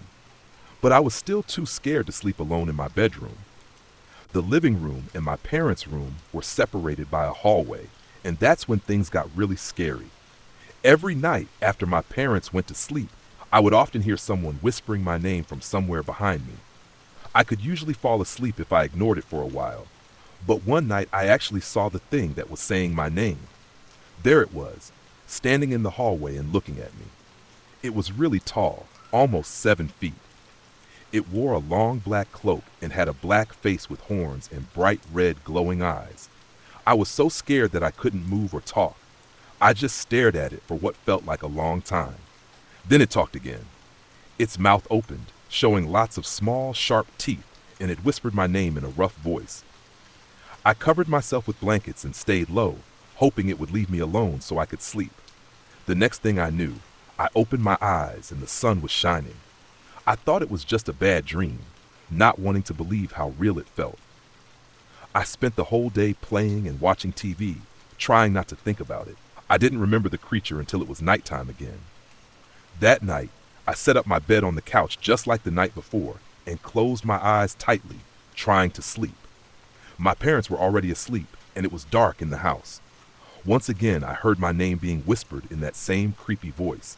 I turned to look, feeling scared, and there it was, the monster with red eyes, just staring at me with a blank expression. It stood as still as the shadows around it. This part might seem funny, but back then, I was so terrified that I couldn't even catch my breath. The thing opened its mouth, showing its pointed teeth, and hissed at me. I screamed, jumped off the couch, and ran all the way to my bedroom. I turned on the light and slammed my door shut. My dad came in a moment later and asked what was happening. I told him a scary monster with red eyes was trying to take my pillow. He smiled and told me it was just a bad dream. He said I could keep the bedroom light on for the night, but not to wake them up by screaming again. Normally, I couldn't sleep in my bedroom alone because my parents' room was at the other end of the 80-foot trailer. But I was so tired that I ended up falling asleep waking only when the sun was shining. The next night, I couldn't sleep in my room again, so I made my bed on the couch after my parents went to bed. You'd think I wouldn't want to sleep near the dark hallway again, but it felt better to be near my parents than alone in my room. Once more, I heard and saw the monster with those bright red eyes. "Where is my pillow, Brock?" it said. I was scared and asked, "Why do you want my pillow?" But it didn't answer. It just kept repeating itself like before and made a loud, impatient screech at me. I was so annoyed that I grabbed one of the throw pillows from the couch and shouted, "Here, take your stupid pillow." I threw it straight into the hallway, right at the monster's face. It let out a surprised hiss before disappearing into the shadows. I sat there for a moment, staring into the hallway, knowing it was still there because the pillow had hit something and fallen down. I heard one of my parents say something unclear, and I realized I must have woken them up with my shouting again. I listened for a while, half expecting to hear a creepy whisper, but it never came. Eventually, I fell asleep. The next morning, I woke up thinking that the previous night was just a strange dream. I stretched, rubbed my eyes, and got off the couch. Then I looked over and saw the same pillow I had thrown, right where the red-eyed monster had been standing. It had to be real, I thought to myself. Or was it all in my imagination? That was the last time I saw the red-eyed hallway monster. I guess it just wanted a pillow for some reason. I went to a party when I was about 21 years old. It was my cousin's graduation party, and even though it happened around 15 years ago, I remember it very well because it was one of the scariest times of my life. My parents drove me to the party, but I thought they would be asleep by the time I wanted to go home. At the party, there were guys, girls, and even some parents hanging out with us after we celebrated with food and cake. We had a great time playing games until around 3 a.m. That's when I decided it was time to head home. Some of the girls stayed at my cousin's place, but I didn't like sleeping over at other people's houses, not even at my aunt and uncle's. I figured they might think I was staying over since I left without telling them, and I didn't think they would let me leave alone, even though I was an adult. So, at 3 a.m., I waved goodbye to everyone and headed down the driveway. I closed the door behind me and left them to party for a bit longer. As I walked down the sidewalk, everything seemed fine. I was trying to sober up a little by taking deep breaths, since the air inside the house was heavy with candle smoke. I had a bottle of water, and I took small sips, but I felt a bit wobbly from the alcohol. After walking for about 4 or 5 minutes, I was tired and confused, just wanting to get home. The neighborhood was quiet, and it was dark, but the streetlights lit up spots on the road every so often. I stumbled along, holding my plastic water bottle in one hand and my bag in the other. I recognized most of the houses around me, but I didn't know the people living in them. Then, I heard a dog making grunting sounds from someone's yard. The gate in the fence was open, and since I was drunk, I didn't think much of it. But looking back, I should have. The dog was huge, a black Belgian shepherd. It looked cool, but I knew they could be dangerous. As I walked by, I realized this dog was loose, and it started following me, growling and snarling. I remembered watching dog training shows, and even in my drunken state, I knew this was not a good sign. Suddenly, the dog charged at me. I saw some trash bins stacked together next to a tree, and I quickly climbed onto them. I knew it wasn't high enough to escape, but I had to try. As I climbed onto the first branch of a small tree, I started screaming. I threw my water bottle at the dog, hoping to scare it off, but it just made things worse. The dog went wild, barking loudly. I saw a light turn on in the house, and an overweight man stumbled out. He looked just as drunk as I felt. He tried to calm the dog down, but didn't have any luck. Then he went back inside. I thought, if I fall now, it's over. And I knew it would take at least 10 or 20 minutes for the police to get there. The owner finally came back with a chain and managed to tie the dog up. He mumbled an apology and went back inside. That was my chance. I quickly jumped down from the tree, gathering whatever energy I had left to run home. I almost stumbled a couple of times, but I made it to my door, feeling so relieved to finally be home. It was the middle of summer when my parents left for the weekend to our house in Cape Cod. It's about a 2-hour drive, so they felt okay leaving me alone for a few days. My mom had made pulled pork and pasta for me to heat up whenever I wanted, and I had some money in case I wanted to order pizza. Everything felt fine. On the first night, I stayed up until 3 a.m. playing Xbox, so I woke up really late the next day. When I checked my phone, it was a little past 1 p.m. I had planned to play street hockey with my friends at 3, so I jumped out of bed and headed for the shower. I take long showers, and since my parents were gone, I took my time.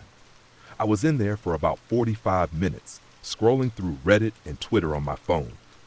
Suddenly, I heard a door open.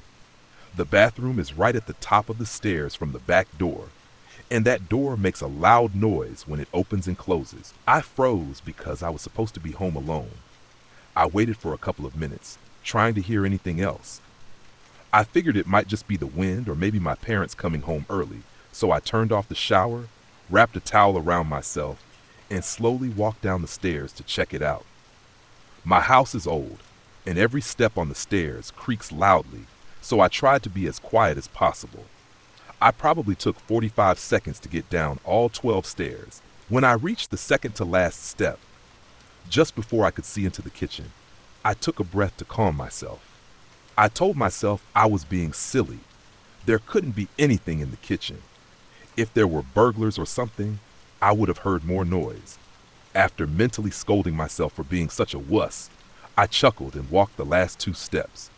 As I turned the corner into the kitchen, I saw a man standing about 2 feet away from me. He was perfectly still, staring right at me with a huge smile on his face. What I remember most is not his face or his smile, but his arms. They weren't hanging normally at his sides. He had twisted them in such an abnormal way, almost as if they were reversed and lifted behind him. It was the creepiest thing I'd ever seen. In that moment, I thought I might have a heart attack. But instead of running away, I took a step towards him and punched him as hard as I could in the jaw, half slapping and pushing him to the ground. The second I hit him, I sprinted back up the stairs, my heart racing. I dropped my towel in the kitchen and ran into my room, locking the door behind me. I grabbed a chair and shoved it against the doorknob, almost without thinking. I called 911, nearly in tears, telling the operator what happened while I sat on the floor in the fetal position, staring at the door and praying for the police to arrive quickly. Then I noticed the light coming from under the door had stopped. The man was standing outside my door. I can't describe how terrified I felt, paralyzed and watching the shadow shift beneath the door. I curled up, praying he would go away, while the 911 operator kept asking if I was still there. I didn't want to make a sound, and I couldn't even move my arms to bring the phone to my mouth. Eventually, I heard footsteps slowly creaking on the floorboards as he walked down the hall. It was silent for what felt like forever as I stayed curled up, unable to speak.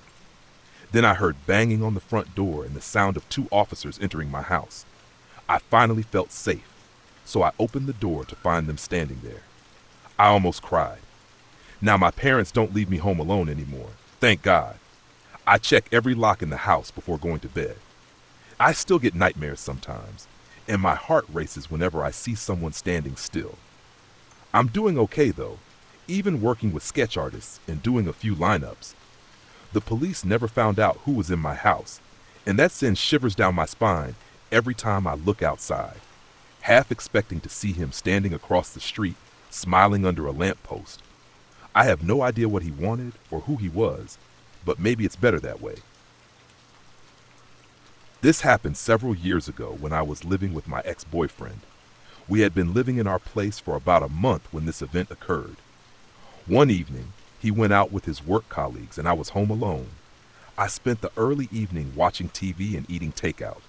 A couple of times, I heard strange noises, but whenever I tried to focus on them, they would stop. As it got later, I decided to go upstairs and use the computer for a while before bed. At that time, we hadn't had our phone line installed yet, and my pay-as-you-go phone had run out of credit. I had no way to contact anyone while I was alone in the house. So, I sat in the bedroom with just a small lamp on, typing away on my laptop. Then I started to hear weird noises again. At first, it was a light rattling sound, so faint that I had to strain to see if I was really hearing it. I turned off my music and went to look down at the front door, but no one was there. We had a small yard with a high brick wall and a solid wooden gate, and it was too dark to see much. I didn't see anything outside, so I went back to my room and turned my music back on. About 10 minutes later, I heard a really eerie screeching sound, like metal scraping against metal. It was faint, as if whatever was making the noise was trying to be quiet. By now, I was feeling really freaked out. I went to our bedroom and grabbed a heavy iron rod that we had found in the back of the wardrobe. I didn't turn on any lights because I didn't want to alert anyone who might be trying to get in. I headed to the bathroom to see if I could get a better look into the alley behind our house. The office and bedroom formed an L shape around the yard, with the bathroom sticking out. I climbed up onto the ledge and opened the window a bit. I couldn't see anything, but the whispering got louder, coming from right behind my gate. I couldn't make out whole sentences, but I gathered that there were two men who had seen us move in. They knew we had valuable things like guitars, computers, a camera, a TV, and game consoles. I realized they probably knew I was home alone and were waiting for me to go to sleep before trying to break in. I stayed perched there for what felt like forever until I heard the loudest thud. It seemed like they had gotten tired of being quiet and were throwing themselves against my gate, trying to break it down. I could see it shaking under the blows, and I could only imagine how big these men were. I'm only 5'3" and weighed about 105 pounds, so you can imagine how terrified I was watching my gate struggle under the force. I clutched that iron rod, trying to think of where I could hide from them. Suddenly, a bright light blinded me. At first, I panicked and ducked out of sight, thinking they were shining a flashlight at the back of the house. But then I heard barking and shouting. I peeked out again and saw that the house across the alley had a floodlight installed, lighting up their yard, mine, and the alleyway. I heard them mumbling and cursing, then saw two sets of footsteps running down the alley. I stayed locked in that room until my ex-boyfriend drunkenly came home around 4 a.m. I didn't sleep at all that night. When I went into the yard in the morning, I saw that my gate was hanging by one hinge, making it easy for someone to get in from the alley. When I looked at the back of the gate, I saw that the keyhole was scratched as if someone had tried to force the lock. If those people hadn't been scared off by the house behind us, I don't want to think about what could have happened. Years ago, when I was 11, I was home alone with my little brother, who was 7 at the time. It was about 9 p.m., dark and pouring rain. We were reading in our room, which was right next to the front door, and the blinds were open. Suddenly, I heard the doorbell ring, followed by knocking. I thought my parents had arrived, but it was strange that they didn't use the garage or their keys. I looked outside to see their car, but all I saw was rain. As I got closer to the door, I heard a man's voice shouting through the wind, "Would you like some cookies? We're selling Girl Scout cookies."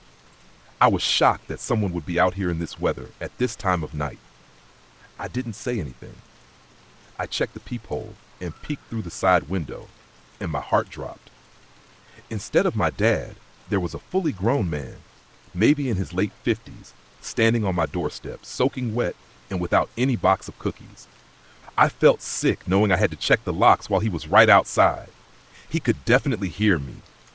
Those two locks were the only things keeping my brother and me safe from this stranger. He kept knocking and talking about cookies, and I thought about calling the cops. But then I remembered that the blinds were open in my room, and my brother was in there with the light on. I turned the corner into the doorway and saw the man carefully peering into our window, like probably looking at my brother, who was distracted by his book. My heart was pounding, and I started to panic. In a move that took all my strength, I quickly turned off the lights and rushed to close the blinds right in front of the man. I double-checked all the locks in the house, closed the blinds, and told my brother to go hide in one of the big closets with no windows. I didn't tell him what was going on because I didn't want him to be scared. For some reason, I never called the cops or my parents. I just waited in the hallway until the man finally left. Thinking about it still gives me chills. So many things could have gone wrong that night, and my worst fear is that a stranger could get to the unlocked door before I do. I've had some scary experiences with strange people at my house when I was younger. One time, an old man came banging on our door late at night, demanding to see me. I had to hide. Another time, a man showed up with a knife because he thought our house was my neighbor's. These things made me very careful about opening the door to anyone, especially when I was home alone at night. But one evening in November 2018 was definitely the worst. It was around 6 p.m. and pitch black outside. I had just gotten home from work and was upstairs in my room watching YouTube on my laptop. My mom called up to say she was going to pick up my brother from work and would stop at the gas station on the way back. She said she would be gone for a bit and asked if I wanted to come. I said no and kept watching my video. I heard her close the front door and drive away.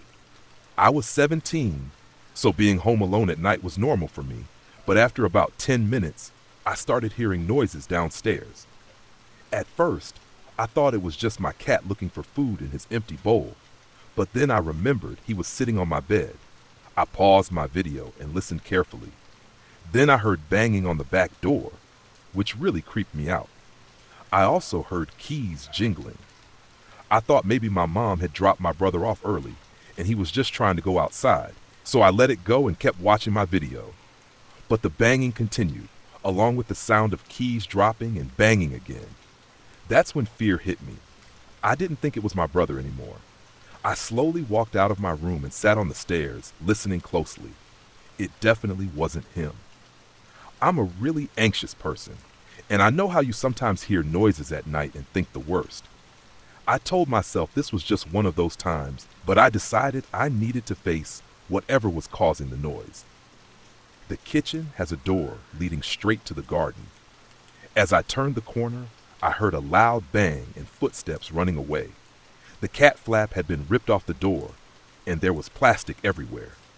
I still tried to convince myself it could be something else and sat back on the stairs to call my mom, just to check if my brother was home early and in a bad mood.